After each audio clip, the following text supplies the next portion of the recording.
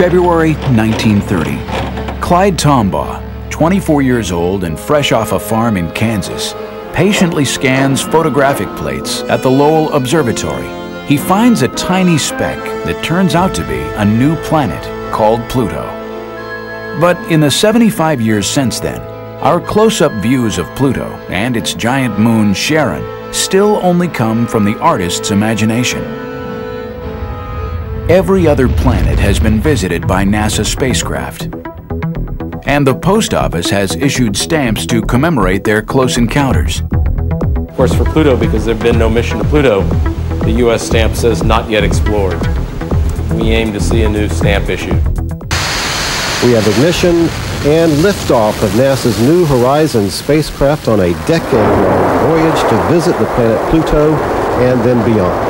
January 19th, 2006. NASA's New Horizons mission to Pluto successfully lifts off from Cape Canaveral, traveling faster than any previous spacecraft. In just 9 hours, New Horizons passes the orbit of the Moon and begins a 9-year voyage to Pluto.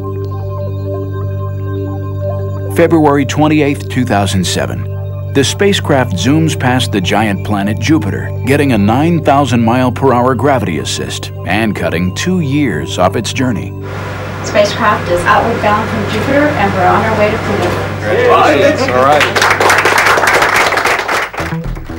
The Jupiter flyby was a dress rehearsal for Pluto. We got the night show. Oh wow, look at that. Oh yeah. New Horizons science instruments return detailed images of Jupiter's clouds, moons, and rings.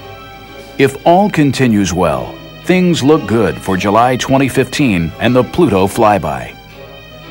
In the past decade, humans have been making amazing discoveries in the outer solar system. The very first thing I did is grab my telephone and called up my wife, and I said, I found the 10th planet. But astronomers continue to debate the definition of a planet and how the new discoveries change our evolving picture of the solar system. So now, the New Horizons mission is perfectly poised to shed light on this question and revolutionize understanding of our cosmic neighborhood. It's the ultimate in discovery and exploration. We have no idea what the surface of Pluto looks like. So we could see craters, we could see geysers, we could see patches of frost. This is purely speculation. We have no idea what we're really going to see.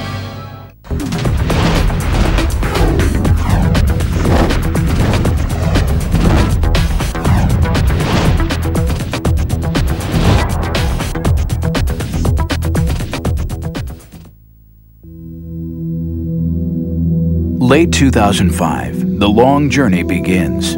Cape Canaveral, Florida, NASA's Kennedy Space Center.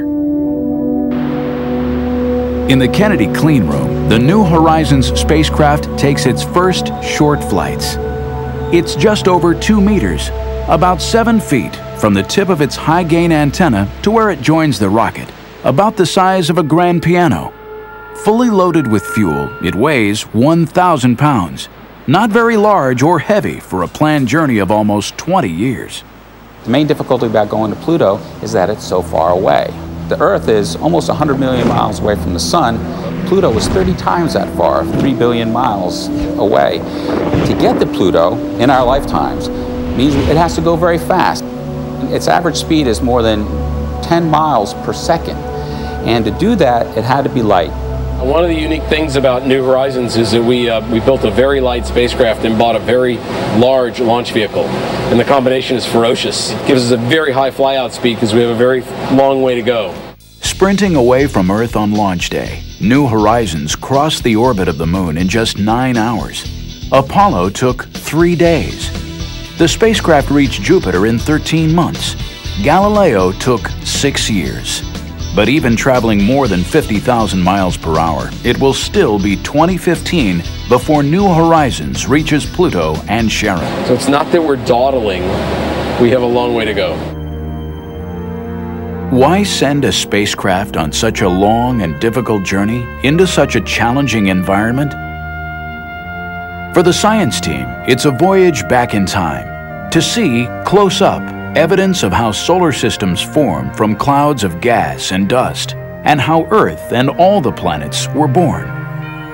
We're going to learn about how planets are built, because what Pluto is a planetary embryo, an object that's partially formed as a large planet, a stage in planetary formation that the Earth went through, that Mars went through, that all the larger planets had to pass through this size scale. But here we see an object that didn't get any further in the case of Pluto.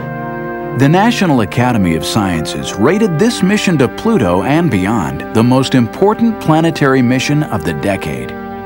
That's because New Horizons could rewrite everything we know about the planets of our solar system. And if you think about the solar system, the so-called terrestrial planets, they're rocky objects in the inner solar system, Mercury, Venus, Earth, and Mars, have a lot of similarities. Then you step out a little bit further and you get into what are called the gas giant planets. These are huge objects which are dominated by large amounts of molecular hydrogen and helium gas.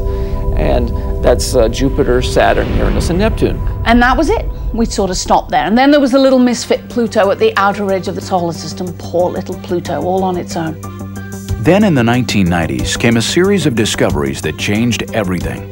Researchers found more and more icy objects in a massive region of the outer solar system known as the Kuiper Belt. And once we discovered the Kuiper Belt, everything sort of fell into place. The understanding that, in fact, Pluto and Charon are members of this other class of objects called the ice dwarfs. And in fact, we think that these ice dwarfs are the most populous class of planetary body in our entire solar system. That tells us, from that respect, Pluto's not special. It's got lots of company out there. Ice dwarfs aren't just far out there. In the early days, 4 billion years ago, they may have had a role in shaping Earth and bringing our planet the materials of which we're made. The collisions within the Kuiper Belt produce the short period comets, which then fall in towards the sun and bombard the Earth, sometimes bringing some of that raw material from which life formed and some of the water that's on the surface of the Earth. This information about the Earth's birth isn't available anywhere else. So the key part of that big puzzle of how the solar system formed will come from looking at Pluto, understanding its nature, what it will imply about its formation, how it came to be, and everything about it.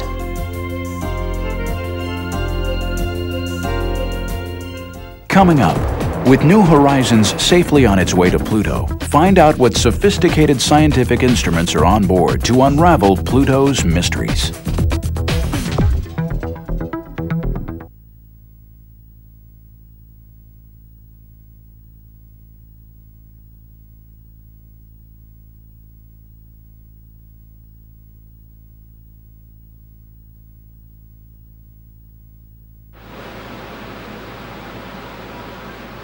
For this first ever trip to Pluto, the science team wants to find out the basics. What do Pluto and Charon look like? What are they made of? And what kind of atmosphere exists? Their hunch is that all these questions are connected. With Pluto, if you want to understand the atmosphere, you have to understand the surface. If you want to understand the surface composition, you have to understand the geology. If you want to understand the geology, you've got to understand the atmosphere. It's all tied together, and so we have instruments to study every aspect of Pluto. The 7 science instruments on board New Horizons are ingeniously designed. They're small and weigh very little. On average, each uses no more power than a household nightlight, and they're intended to work together seamlessly. We picked names for most of our instruments. We have Rex and Alice and Ralph, and it's just a happy family. The black and white telephoto camera called Lori will be used for navigation in the months before closest approach and to study Pluto's surface. This big barrel is a telescope called Lori, the Long-Range Reconnaissance Imager. It's our biggest, most powerful camera in terms of resolution power. The cameras are key. For over 60 years, Pluto remained little more than a dot, as small and dim as a walnut seen from 30 miles away. In the 1990s, even the Hubble Space Telescope showed just a blurry surface. And this true color image is the best we can do with Hubble and advanced computers.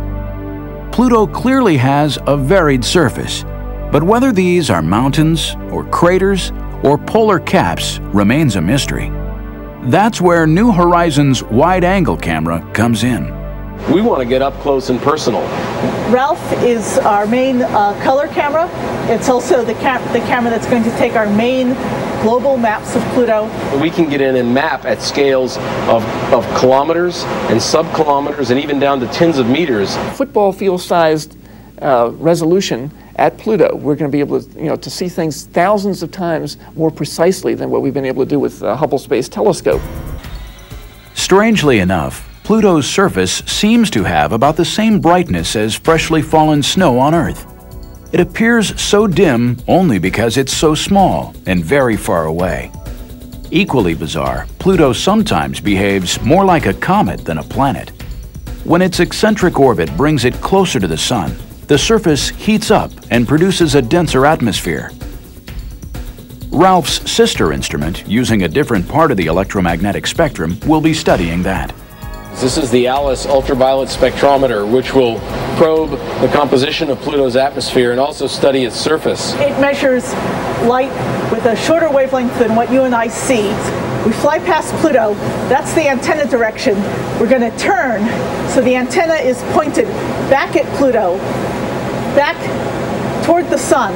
And we're going to watch as the Sun passes behind Pluto, and we're going to see the sunlight get absorbed at these ultraviolet wavelengths, and we can tell what the atmosphere is made out of at these different heights.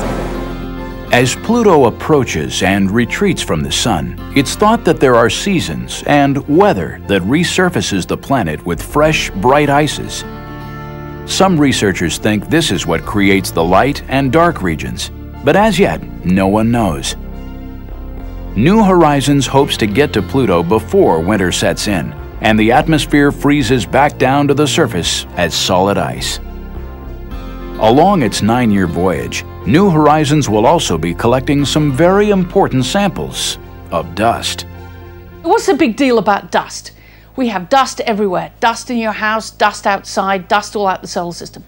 Well, dust comes from the grinding up of material that gets shed and left around. In the case of the solar system, we believe that the dust that's flying around the solar system was produced by the grinding up of asteroids, the grinding up of Kuiper Belt objects, the grinding up of ring particles and so on, that is left over from the process of not just forming the solar system, but its constant evolution over time. So the last of the 7 instruments is a special dust counter. But this instrument comes from a very surprising source. Every part, from logo to detectors, was designed entirely by college students. Its job is to profile the density of dust particles all the way across the solar system for the first time.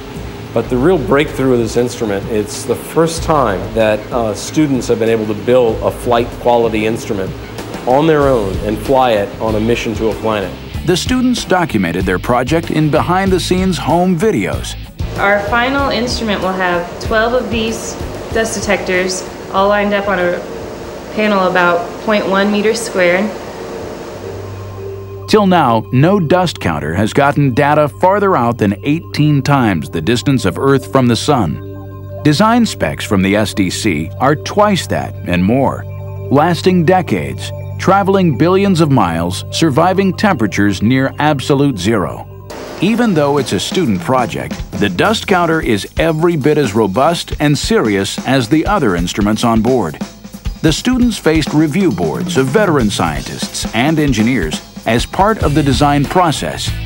Together, the 7 science instruments are the most powerful set of detectors ever sent on a first flyby of any world in our solar system. But making sure the Pluto flyby is successful meant a race against time to launch in 2006. And before they could ship the spacecraft to the Cape, the hardware and the science instruments all have to go through a rigorous test program. For this mission, keeping on schedule was critical. It's also important that we get there as soon as possible because Pluto does have an atmosphere right now, but it's moving farther and farther away from the Sun. And at some point, that atmosphere is going to freeze out.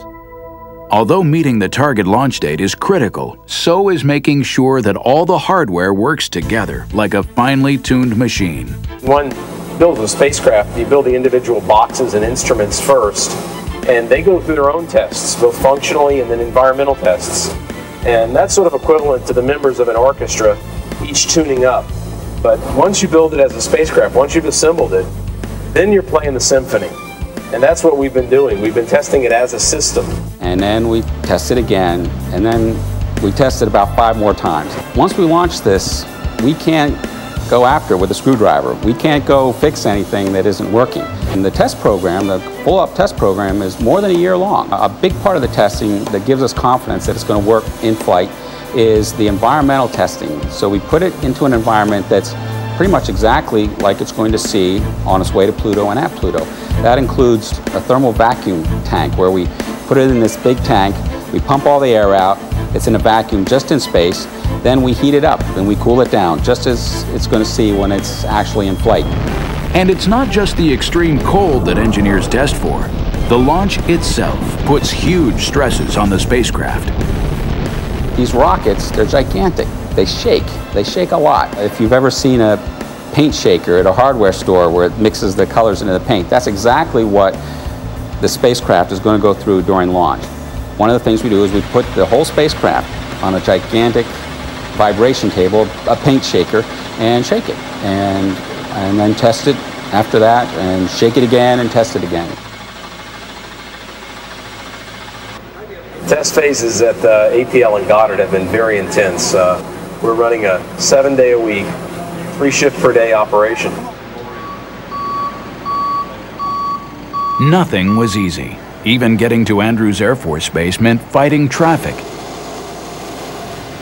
Leaving home for Cape Canaveral and the final critical months before launch, the engineers in charge were a little nervous. This is definitely high on the stress level curve.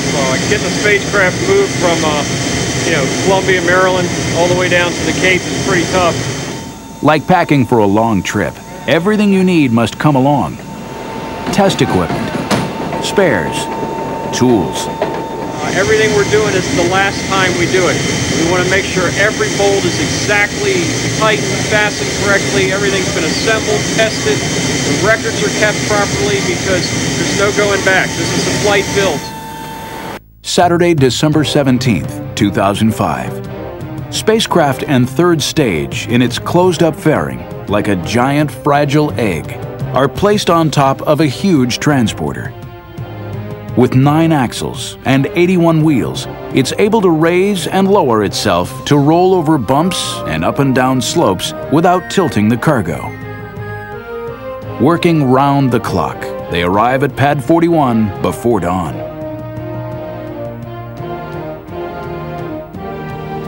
75 years after the discovery of Pluto, 17 years after a mission was first proposed, the dream of exploring the 9th planet was now only weeks from launch. For most people on the project, in a sense, this is the end because it will be built and launched and on its way. But for the science team and the operations team, this is the beginning. This is where we begin the journey. Like a ship, we launch it. On January 19, 2006, after nearly 2 decades of planning, building, and testing, a picture-perfect launch thrilled the mission operations team back at Johns Hopkins. But the long journey to understand Pluto actually began 75 years earlier, far away in the American West.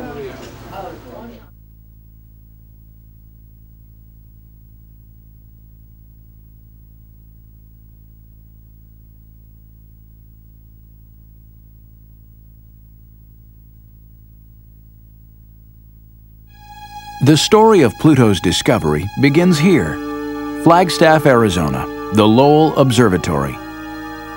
Named for its founder, Percival Lowell, a rich Bostonian who was fascinated first by the possibility of water and life on Mars, and then by the search for Planet X, an undiscovered world out beyond Neptune. Pluto was discovered here, and the observatory remains a center of Pluto research today. Astronomer Mark Bowie personifies the ingenuity and persistence it takes to study Pluto. Part of why I like Pluto so much, because it's a cold, icy place. Bowie's role on New Horizons is to help find targets far out in the Kuiper Belt, where the spacecraft will travel after it has flown by Pluto and Charon. This homegrown instrument, named Mimir after a Norse god of wisdom, will be placed on ground-based telescopes to study ices on Pluto's surface before the spacecraft gets there. For 2 decades, Bowie and colleagues have used the best instruments available to map the planet. In the mid-90s, he and Alan Stern collaborated in using the Hubble Space Telescope to make the first direct images of Pluto's surface. Hubble has revealed the first glimpse of Pluto for the first time. And it's exciting to Mark and I and to our whole scientific team to be able to see this object that no humans really could glimpse as a real planet, as a real object in the solar system previously. In 2002, astronauts placed the new Advanced Camera for Surveys on board Hubble, and Bowie now had data for a new map. I think this map is probably the best map we're going to get prior to the spacecraft getting there. Pluto clearly has dramatically varied geology, though the images are still mysterious. But what a transformation from the dot of light that was Clyde Tombaugh's first sight of Pluto 3/4 of a century earlier. 75 years to the exact day and time, Observatory Director Robert Millis shows us how the discovery was made.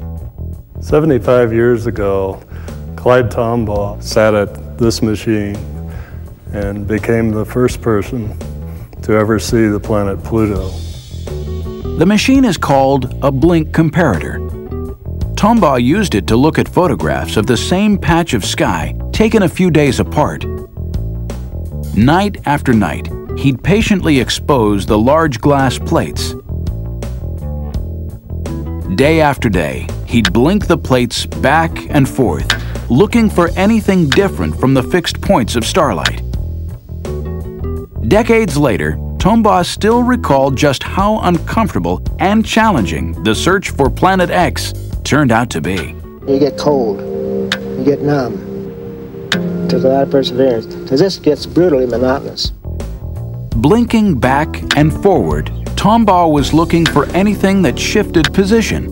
The only means you have identifying a planet is going to be small, it's like a small star image. The only clue you have is it shifts position with an interval of a few days in a night's time. That's the only clue you have.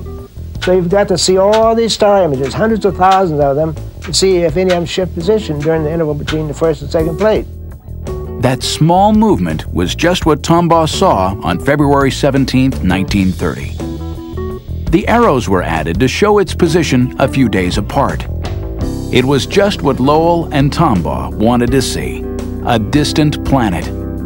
After some debate, an English schoolgirl, 11-year-old Venetia Burney, came up with the name Pluto, god of the underworld. PL, of course, were also Lowell's initials. By studying the motion of that dim and distant dot of light, astronomers discovered a Pluto year, the time it takes to move once around the Sun, was equal to 248 Earth years. The angle of its orbit, seen here in silver, was steeper than any other planet. Its distance from the Sun also varied more than any other planet. For 48 years, that was all anyone knew about Pluto.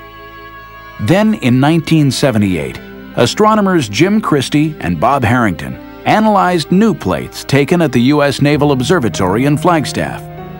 Christie noted an elongation of the planet to the north. 1 month later, the bump had disappeared. Blink the images back and forward just like Clyde had done, and you see the bump is moving. Their conclusion? Pluto, like Earth, has a moon. Christie suggested the name Charon after the ferryman of Pluto's underworld in Greek mythology, but preferred to pronounce it Charon, more like his wife's name, Charlene.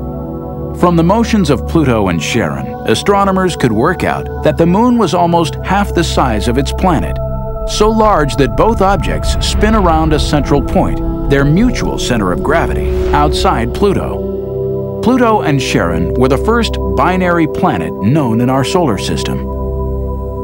Using the basic physics of their orbits and their distance from each other, astronomers were able to calculate their mass and size. Pluto was smaller than our moon, about 1,500 miles in diameter, and had only 1/10 of its mass.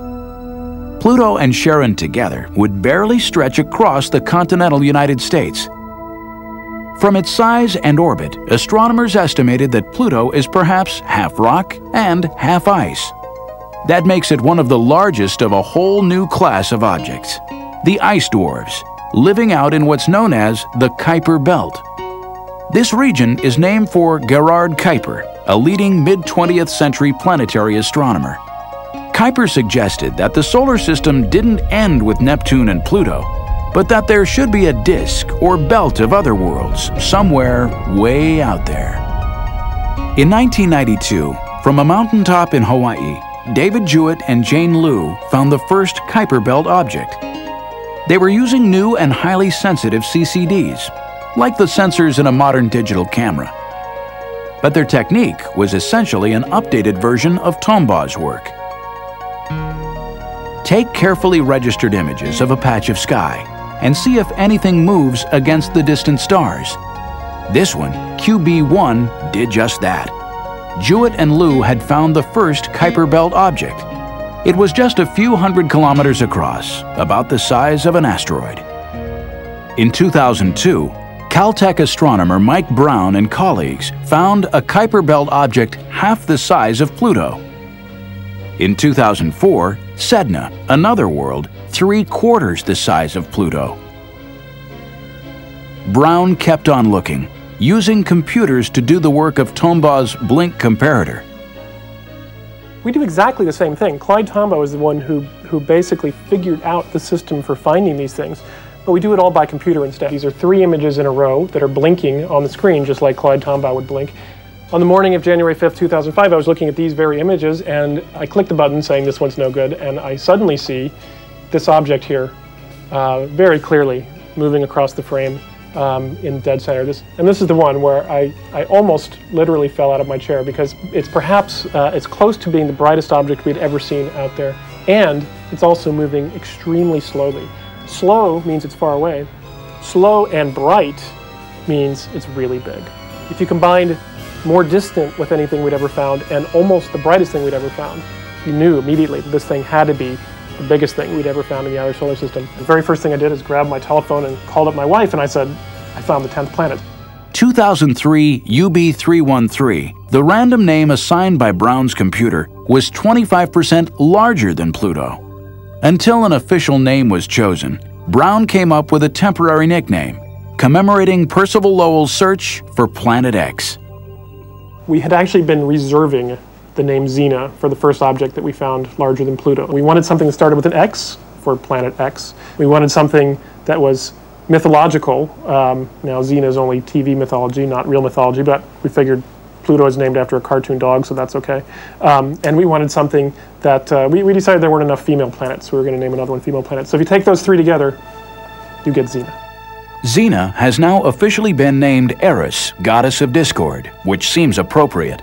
Some astronomers argue that Pluto and Eris, as Kuiper Belt objects, should not be classified as true planets. Others disagree. In August 2006, in a controversial decision, the International Astronomical Union reclassified Pluto, Charon, and Eris as dwarf planets. But Mike Brown thinks the new findings far out in the Kuiper Belt only make the New Horizons mission more exciting. Pluto is the closest member of this new class of objects we're finding. The next best thing to studying all of these objects out there is to go look at some of the big ones. Go look at Pluto. It's not the biggest one out there, but it's the closest really big one that we can learn a lot about. So I think that going to Pluto is much more exciting today than it was even a year ago. In 2005, Hal Weaver and Alan Stern used the Hubble for another close-up look at Pluto and Charon. We want to know everything that could possibly be along our path as we're going through the Pluto-Charon system. The result was an historic and astonishing discovery. This was just incredible. In fact, it was so incredible we almost didn't believe it at first. They saw 2 small, dim moons where only Charon had been known before. It would double the excitement of the close encounter. We get 4 for the price of 2. You know, instead of having just Pluto and Charon, we now have another couple of exciting moons to investigate. Pluto is an even more interesting place than we imagined. Mark Bowie went back and confirmed the discovery by reanalyzing previous images. He made this true color portrait of Pluto and Charon with the newest moons, Nix and Hydra. New Horizons will speed through the Pluto system in less than a day. To maximize success, the mission would use flying by Jupiter, the largest planet in our solar system, as a dress rehearsal for encountering the smallest. Early 2007, engineers and scientists got ready.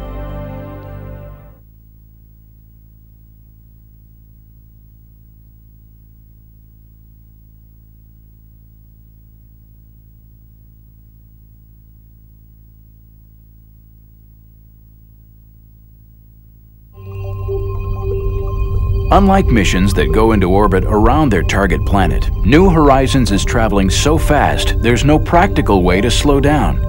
After a 9-year trip, closest approach to Pluto and Charon will flash by in less than a day. This is going to be incredibly nerve-wracking. As we do the encounter, we get one shot at flying by Pluto. That's both terrifying, also very exhilarating. Pluto is so far away that radio signals from Earth take 4.5 hours to get there, and 4.5 hours back. This 9-hour round-trip light time means computer commands for every aspect of the encounter, from navigation to operation of the science instruments, must be programmed, tested, and uploaded ahead of time. It's very scary to build a spacecraft and then launch it and not get any data for 9 years. And so it's really key to test out the instruments before we get there. June 2005, 10 full years before arrival at Pluto. The mission operations team runs a detailed simulation of the encounter, modeled to the split second. To test the spacecraft still more rigorously, the project decides to use the Jupiter flyby to take actual scientific observations. They'd look at the volcanic moon Io. They'd study Jupiter's cloudy surface and aurora. This will be a wonderful dress rehearsal for the whole process of putting together a complicated sequence. And we only get to do it once at Pluto, so having this practice at Jupiter will be very valuable for that. January 2007, still another simulation. The Jupiter encounter has mission planners working harder than ever. So it's more intense than by several orders of magnitude than anything we've done as far as memory usage, which translates to number of commands. It's more intense actually than our Pluto simulations we did pre-launch. I guess the usual stuff. Axis normal, our SPE is going to range from 7.056 degrees. The observation starts 10:06:16. Before any command is sent up to the spacecraft, it's reviewed by a representative of every subsystem, power, thermal, data handling, as well as the science team. One bad line of code can cripple a spacecraft. The Jupiter encounter has 40,000 of them. Every command is run through a series of computers, identical to those up in space, except that this New Horizons mission simulator is safely on the ground in Maryland. February 28, 2007, 45 minutes after midnight GMT. New Horizons closes in on Jupiter. Hours later, scientists and engineers gather at the Applied Physics Laboratory for what they hope will be the first post-encounter transmission from the spacecraft. Mission managers coordinate with researchers across America. Experienced operators stand by at stations dedicated to each instrument and subsystem. The ACE, or Lead Flight Controller, communicates with NASA's Deep Space Network Station in Australia. Alice Bowman is Mission Operations Manager, or MOM. Her professional family includes some of the brightest engineers around. Today's very important. It's our Jupiter flyby day. And of course, the test is coming right up. We'll see if a spacecraft made it through the dangerous radiation at Jupiter. For this milestone in the life of the mission, all hands are on deck. It's real big. As you can see, we have a lot of people coming in today, a lot of scientists who wanted this information off the satellite that we've been trying to get for them. So today is real eventful. I would put it somewhere between launch and actually getting to Pluto. I'd say it's the third most critical activity in the whole timeline. We're really putting the spacecraft through a stress test. That's our primary objective. But as long as we had to stress it, we thought we'd stress it with 700 science observations. 700 observations. 40,000 commands. Science planners work with guidance and control engineers to write a playbook for the encounter, a script for every time tick of the flyby. At Jupiter, New Horizons is on her own. Here on Earth, they wait. You guys nervous? No, not really. Nothing we can do at this point. That's right, not nervous. Nah. Not a bit. This is all done by remote control. That's the nature of this business. 500 million miles away, our little puppy is doing its job and doing very well. Just come up on track like it always does. So. We're about a little less than 6 minutes away from our first look at telemetry. They'll know all is well when screens light up with green text indicating the spacecraft has survived. DSN Australia confirms that New Horizons has phoned home. Pluto Ace. Go ahead, Pluto Ace. Yes, we're now receiving telemetry and we're locked. RF mom on Pluto 1. Status check. RF is green. PI, this is mom on Pluto 1. Spacecraft telemetry for all subsystems is nominal. Spacecraft is outward bound from Jupiter, and we're on our way to Pluto. Congratulations. All right.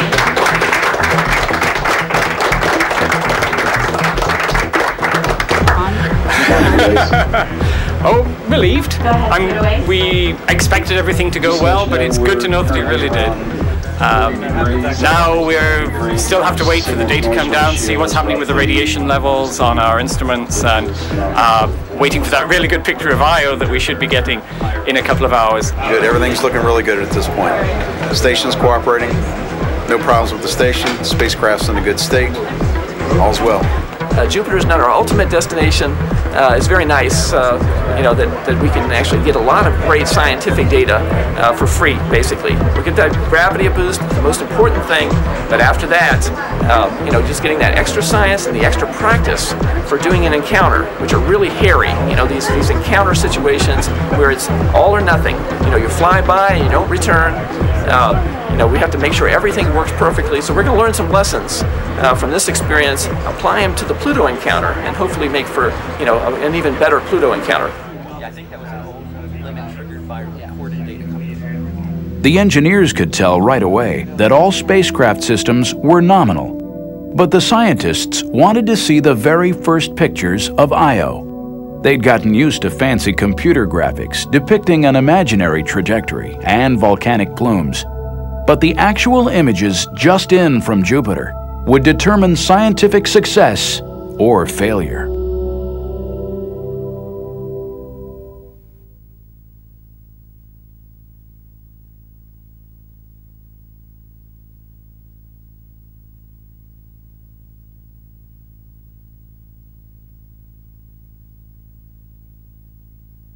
Yeah, this is the highest resolution image of Io with its spectacular plume, we hope. Like Clyde Tombaugh decades earlier, they hoped for discoveries. Flight right there. Oops. The spacecraft took the images hours before, but for the researchers, this was exploration live and real time. There it is, off the, wow. Okay. Camera and spacecraft delivered as promised. 2 plumes off the limb. Okay. Got both. We got the night shipping. Oh wow! Look at that. Oh yeah. And we got both of them. We got both of them. And another plume. Oh my gosh. Rising into sunlight. Right, yeah. The first raw images might be fuzzy, but now they knew their aim was true. Computers would be able to clean them up and begin to update the textbooks. Yeah. Hal and John rushed next door to let the full science team see how their spacecraft was performing. The second plume has a different shape. Researchers called out requests to adjust brightness and contrast to reveal details hidden in the pictures. Now they knew for sure they'd captured the volcano called Tvashtar, spewing its sulfur plume 180 miles up into space. How about that one up there? What is that? How about this one here? Is that a mountain or is that a... It's a mountain.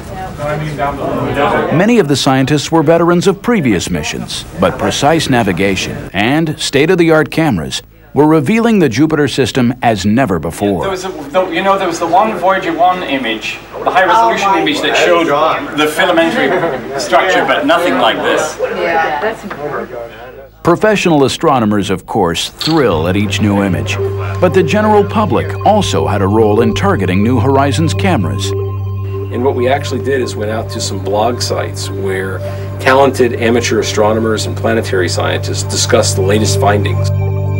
Like the student dust counter, this was the first time the public had a chance to shape a deep space mission. We asked them, suggest to us some of your best ideas for what we call Kodak moments, unique geometries when we could obtain something evocative.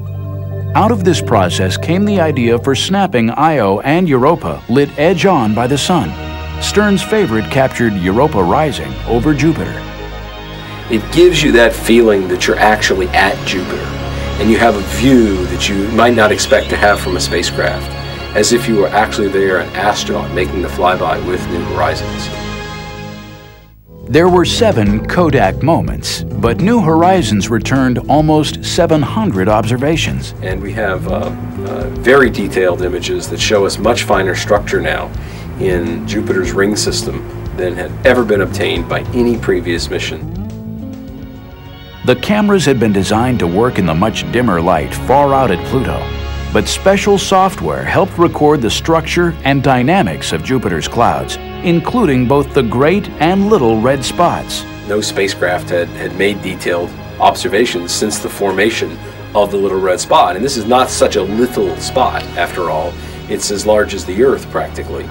And we happen to be the first mission to Jupiter since the coagulation of some smaller storms into the so-called little red spot. So the spacecraft passed this intentionally extreme stress test with flying colors. Because I would have been very happy if half or more of the observations had worked out, rather than upwards of 95, 97%. Leaving Jupiter, New Horizons will fly down the planet's giant magnetic tail, another first for this mission. Then it will be time for an 8-year cruise to Pluto, with long periods spent in hibernation, instruments turned off. Well, Cruise for New Horizons is a 8-year sequence during which most of the time the spacecraft is in hibernation. And we do that in part to save money, but more importantly to save time, wear and tear on the electronics. In fact, most of the electronics boxes on New Horizons, although they will be 9.5 years old on reaching Pluto, they will only have between 2 and 3 years of on time. So for practical purposes, the spacecraft is not 9.5 years old, but 2.5 or 3 years old. Commands out. Keeping the spacecraft young is one thing. Mission planners also had to think about who would be around to operate the spacecraft in 2015. Many of the faces you see around New Horizons are relatively young. That's also no accident. You know, if it's on like that, what you have? The project wants to make sure key team members are still on the job when the spacecraft gets to Pluto. Yeah. How old are you going to be? In 2015? Yeah. I don't know, somewhere in my 40s. Oh, and you're a youngster. Yes. If all goes well, even 2015 won't be an end date for New Horizons. It should have enough fuel to travel onwards, to rendezvous with 1 or 2 ice dwarfs beyond Pluto. 3, 2, 1. The story of New Horizons may be a tale of high-powered rockets and sophisticated science instruments, but it's also evidence of human persistence, passion, and boundless imagination. It's going to be an almost timeless object, that we're building something that will not only outlast the pyramids, but outlast the mountain ranges of the Earth. This will fly through the galaxy essentially unchanged from the way we build it, and it will be just that way for billions of years, literally. That's a stunning thing to me every time I think about it. New Horizons is not just breakthrough science. It's another milestone in America's vision of space exploration. Humans are explorers. I mean, we're not satisfied just to sit still with the status quo. We want to understand our place in the universe. We want to understand why we're here. Is the Earth unique? Is life unique? And science, and in particular space science, where we're going out to study the planets, is a very important component of that process. Virtually every place we've sent a spacecraft on a first reconnaissance mission like this that we find out that our Earth-based notions were flat wrong. So I'll tell you what we expect, but before anything, what we expect is to be surprised. Exploring the outer solar system, because it's so far, takes a lot of time. We're talking decades rather than a few years. It requires a lot of patience, a lot of dedication, a lot of perseverance, but it's exciting. It's the frontier. It's the place that we know the least about, and yet the rewards could be huge in terms of what it tells us about the origin and evolution of the solar system. And because it's so far, we just want to know what's there. It's curiosity.